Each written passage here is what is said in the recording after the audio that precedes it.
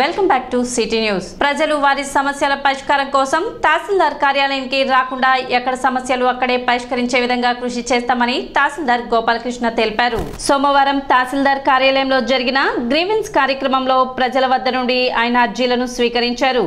వివిధ కారణాలతో మొత్తం 13 అర్జీలు వచ్చాయని, వచ్చిన అర్జీలను నిర్ణీత సమయంలోపు సంబంధిత అధికారులకు పంపి పరిశీలించి పరిష్కరించడం జరుగుతుందని తెలిపారు. అదేవిధంగా తెనాలి మండల పరిధిలో ప్రజలు తెనాలి తహసీల్దార్ కార్యాలయానికి రాకుండా వారి యొక్క గ్రామాలలోనే పరిష్కరించే విధంగా మంత్రి నాదెండ్ల మనోహర్ సూచనల మేరకు తగిన చర్యలు తీసుకునే విధంగా ఆలోచన చేస్తున్నట్లు చెప్పారు.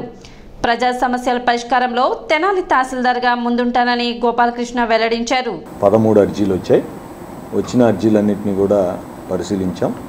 అంటే ఎలా ఉందంటే అన్ని భూమికి సంబంధించిన వివాదాలు, రికార్డులో నమోదు కాలేదని, తప్పు జరిగిందని, రకరకాలుగా చిన్న చిన్న విషయాలకు ఒక గజం దగ్గర కూడా గొడవ పడుతున్న అర్జీలు ఉన్నాయి. వీటన్నిటినీ కూడా సంబంధిత అంటే విఆర్ఓ కావచ్చు, సర్వే అయితే సర్వే కావచ్చు, వారి దగ్గరికి పంపించి ఫీల్డ్ లెవెల్లో కూడా వెరిఫై చేయించి ఖచ్చితంగా టైం లైన్ ఏదైతే ఉందో, మనకి ఒక్కొక్క అర్జీకి ఒక్కొక్క టైం లైన్ ఉంటుంది, ఆ టైం లైన్లోపు అన్నీ పరిష్కరించే విధంగా కృషి చేస్తాం. నాకేమనిపించిందంటే ఎక్కువగా కొలకలూరు, హాఫ్పేట తదితర ప్రాంతాల నుంచి ఎక్కువ అర్జీలు వస్తూ ఉన్నట్టుగా గమనించాను. ఈరోజు సమస్యలు ఎక్కువ అక్కడ ఉన్నట్టుగా గమనించాను. విఆర్ఓని సంప్రదిస్తే అక్కడ ఇలాంటి సమస్యలు చాలా ఎక్కువగా ఉన్నాయి అని చెప్పారు. రాబోయే రోజుల్లో మన గౌరవ మంత్రివర్యులు సలహా సూచనలు తీసుకొని భవిష్యత్తులో అసలు కొన్ని రోజులు 1 or 2 days ఆ అక్కడే తహసీల్దార్ అక్కడే కూర్చొని అక్కడే విఆర్ఓ అక్కడే ఆర్ఐ అక్కడే కంప్యూటర్ ఆపరేటర్తో ఇట్లాంటి సమస్యలు రైతులకి వ్యయ ప్రయాసాలకి అవకాశం లేకుండా ఒక 50 రూపాయలు వాళ్ళ ఆటో ఛార్జీ కూడా పెట్టుకొని ఇక్కడ దాకా ఆఫీసుల చుట్టూ గ్రీవెన్స్లు అక్కడికి ఇక్కడికి తిరగకుండా అసలు ఆ ఊళ్ళోనే కూర్చొని అక్కడే సమస్యను పరిష్కరిద్దామనే ఒక ఆలోచన అయితే నాకుంది. పెద్దలు మన మంత్రివర్యులు సలహా సూచనలతో రాబోయే రోజుల్లో ఖచ్చితంగా ఎక్కడెక్కడైతే సమస్యలు ఉన్నాయో వీటన్నింటి మీద నేను ఒక అధ్యయనం చేస్తున్నాను. ఎక్కడ ఎక్కువగా సమస్యలు ఉంటే అక్కడే కూర్చొని అక్కడ పరిష్కరించే విధంగా.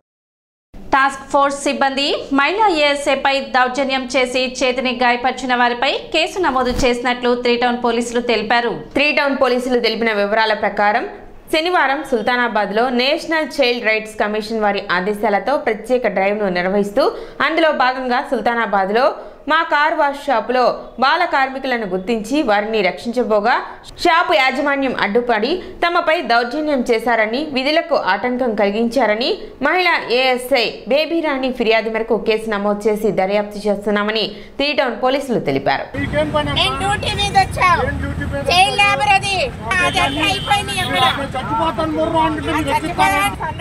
ఇంకోటి అసాల్ట్ కేసు పెట్టిస్తారండి కాదు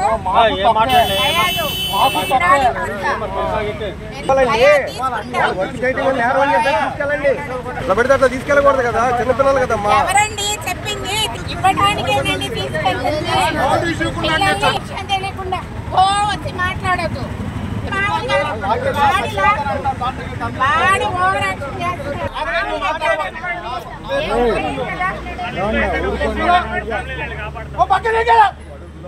మాట్లాడుతున్నావు ఏం మాట్లాడుతున్నారు ఎక్కువ?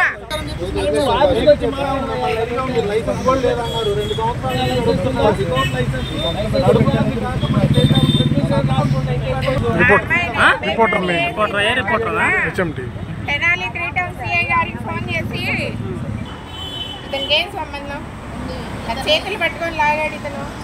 National child rights commission independence day సందర్భంగా independence day child free independence of child labour అని ఒక స్పెషల్ డ్రైవ్ అనేది నిర్వహించింది.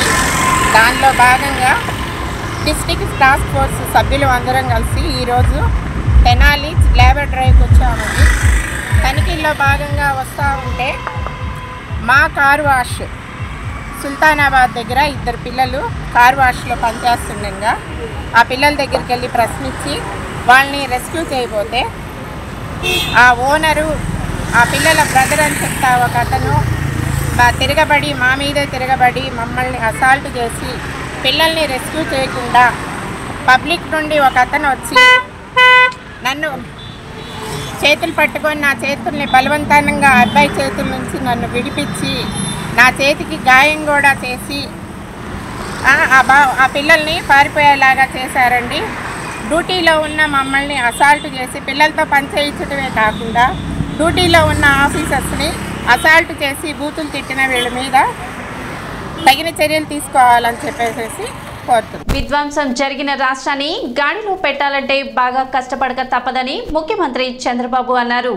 వెలగపూడి సచివాలయంలో నిర్వహించిన కలెక్టర్ల సదస్సులో ఆయన మాట్లాడారు. దెబ్బతిన్న ఏపీ బ్రాండ్ ఇమేజ్ ను పూర్వస్థితికి తీసుకురావాలంటే అందరూ సమిష్టిగా కృషి చేయాలని అధికారులను సీఎం చంద్రబాబు సూచించారు. వెలగపూడి సచివాలయంలో నిర్వహించిన కలెక్టర్ల సదస్సులో ఆయన మాట్లాడారు. గత 5 ఏళ్ల వైసీపీ పాలనలో రాష్ట్రం అన్ని విధాల దెబ్బతిందని చెప్పారు. మనం తీసుకున్న నిర్ణయాల వల్ల వ్యవస్థలే మారే పరిస్థితి ఉందని, మంచి నిర్ణయాలు తీసుకుంటే భవిష్యత్ తరాలకు మేలు చేసినట్లు అవుతుందని తెలిపారు.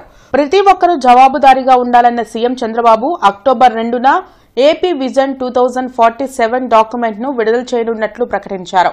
ఇచ్చిన హామీలను ప్రణాళికాబద్దంగా అమలు చేస్తామని, ఆగస్టు 15న రాష్ట్ర వ్యాప్తంగా అన్నా క్యాంటీన్లు ప్రారంభమవుతాయన్నారు. ప్రజా సమస్యల పరిష్కారంతో పాటు రాష్ట్రాభివృద్ధికి దోహదపడేలా కలెక్టర్ల నిర్ణయాలు ఉండాలని, తప్పు చేసిన అధికారులపై చర్యలు తప్పవని హెచ్చరించారు.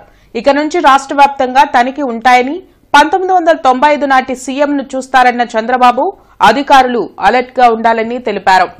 ఈ స్టేజ్కి నేను ఎప్పుడూ చూడనంత ఒకటి బ్రాండ్ ఏపీ దెబ్బతినింది. ఆఫీసర్ల యొక్క మనోభావాల్ని దెబ్బతీశారు.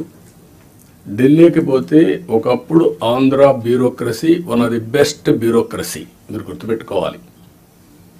ఇక్కడి నుంచి పోయిన ఐఏఎస్ ఆఫీసర్స్ సక్సెసివ్ 3-4 ఐటీ సెక్రటరీలు అయ్యారు కంటిన్యూగా. ఇక్కడ నుంచి పోయినటువంటి ఫైనాన్స్ సెక్రటరీస్ ఆర్బీఐ గవర్నర్లు అయ్యారు.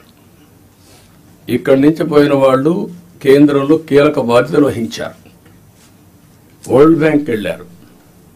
ఈరోజు మనం చూస్తూ ఉంటే ఆంధ్ర ఆఫీసర్స్ అంటే ఢిల్లీలో కూడా అన్టచబుల్స్ కింద వీళ్ళు ఏమి చేయలేరు అనే పరిస్థితికి వచ్చారు.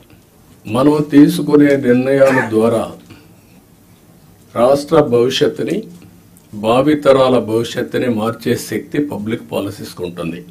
డ్యామేజ్ అయిన బ్రాండ్ని రివైవ్ చేసుకోవాలి. అదే సమయంలో మళ్ళీ ఆంధ్ర అడ్మినిస్ట్రేషన్ అంటే వన్ ఆఫ్ ది బెస్ట్ అడ్మినిస్ట్రేషన్గా మనం నిరూపించుకోవాల్సిన అవసరం ఉంది. అభివృద్ధితోనే పబ్లిక్ సాటిస్ఫాక్షన్ ఉండదు. ఆ విషయం కూడా గుర్తుపెట్టుకోవాలి. అభివృద్ధి చెయ్యాలి, ప్రజలకు మెచ్చే పాలన ఇవ్వాలి. అది ఒక ముఖ్యమంత్రో, ఒక డిప్యూటీ సీఎంఓ, ఒక మంత్రో కాదు. ఇక్కడి నుంచి లాస్ట్ మైల్లో ఉండే లాస్ట్ ఫంక్షనరీ కూడా, ఆర్ లాస్ట్ మైల్లో ఉండే పొలిటికల్ ఫంక్షనరీ కూడా ఈ ప్రభుత్వ ఇమేజ్ని నిర్దేశిస్తారు. ఈ విషయం మీరు గుర్తుపెట్టుకోవాలి. మనందరి బాధ్యత యాజ్ ఎ లీడర్, నా రెస్పాన్సిబిలిటీ అందరి పర్ఫార్మెన్స్ అనలైజ్ చేసుకొని రైట్ మ్యాన్ రైట్ పొజిషన్లో పెట్టి తద్వారా మెరుగైన పాలన ప్రజలకు అందించడం ఒక చీఫ్ మినిస్టర్గా, ఒక డిప్యూటీ చీఫ్ మినిస్టర్గా మా బాధ్యత. దానికి మేము కట్టుబడి ఉంటాం. దాన్ని కూడా ఎప్పటికెప్పుడు అనలైజ్ చేసుకుంటాం. నాతో సహా నా పర్ఫార్మెన్స్ అనలైజ్ చేసుకోవడం. నాగార్జున సాగర్ కు భారీగా వరద నీరు చేరుకుంటుంది. దీంతో అలర్ట్ అయిన అధికారులు 6 క్రస్ట్ గేట్లను ఎత్తి నీటిని దిగువకు విడుదల చేశారు. దిగువ ప్రాంత ప్రజలు అప్రమత్తంగా ఉండాలని హెచ్చరించారు. సాగర్ డ్యాం ప్రస్తుత నీటి మట్టం 582 అడుగులుగా ఉంది.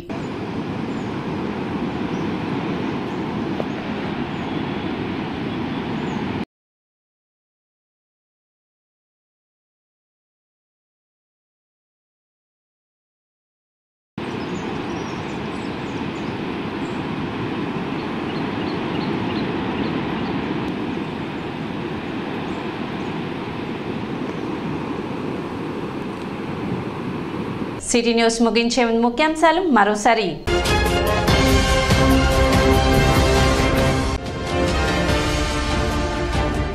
సబ్ కలెక్టర్ కార్యాలయంలో నిర్వహించిన గ్రీవెన్స్ కు 8 అర్జీలు.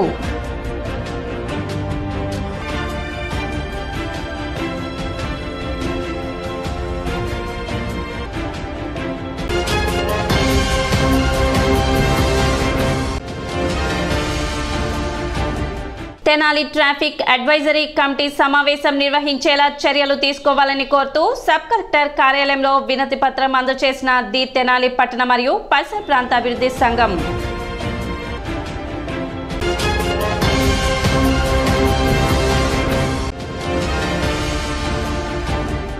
సోమవారంతో ముగిసిన జనసేన పార్టీ 4వ విడత క్రియాశీలక సభ్యత్వ నమోదు కార్యక్రమం.